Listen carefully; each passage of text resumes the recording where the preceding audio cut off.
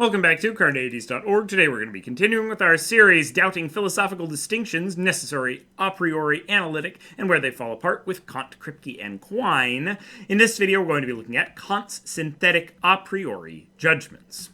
So it makes sense that this discussion of where these break down start with Kant, since he's credited with the advent of the analytic-synthetic distinction. While Kant argues that analytic a posteriori judgments are impossible, he in fact claims that much of our knowledge rests on synthetic a priori claims. Those are claims that aren't true in virtue of their definitions or the concepts of one part of the statement aren't just contained in the concepts of the other, but we can know them without experience. I'm not going to provide a full explanation of Kant's theory of judgments here, but I'm going to do my best to explain the basics that are needed to understand how truth could be both a priori, able to be known without experience, and synthetic. The concepts aren't simply contained within each other. First, though, we need to look at Kant's transcendental arguments. We recently did a video on these, so check that one out for a more in-depth explanation. The basic form argues that some claims about the world must be true given some features of our human mental states. For example, we might claim that since we have knowledge, a mental state, we cannot be in a skeptical scenario. Or since we have particular beliefs or situations that are going in our mind, we can conclude certain things about the world. Now, as a skeptic, I'm deeply skeptical of these things. If you want to see some of the explanations of why transcendental arguments might be problematic, check out my video on them. But for now, we're just going to take those as the background that Kant is using to sustain some of these ideas. Now, Kant's synthetic a priori judgments are those which are necessarily implied by human existence and particular mental states. They are a priori in that we do not need information about the world to know they are true.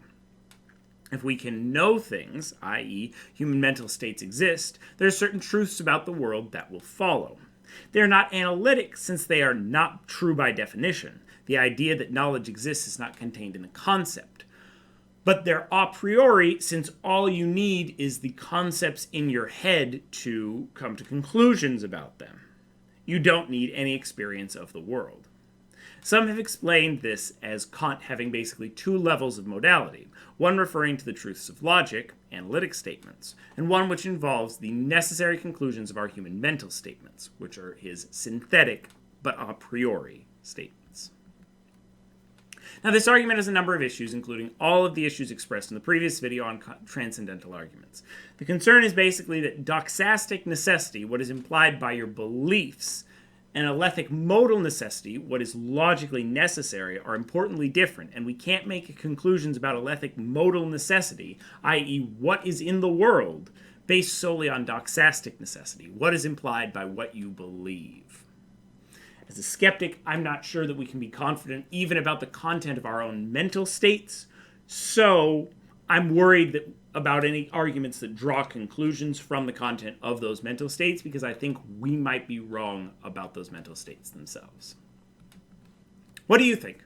Are there a priori synthetic truths in the way that Kant envisioned them? What about using some other explanation if you're distrustful of Kant's explanation, but you still think that they're out there? How would you explain a priori synthetic truths, or do you think we should just throw them out and say that if something's a priori, it's got to be analytic? Write your ideas in the comments below. Stay tuned for the next video in this series on Quine and two dogmas of empiricism. Watch this video and more here at Carneades.org, and stay skeptical, everybody.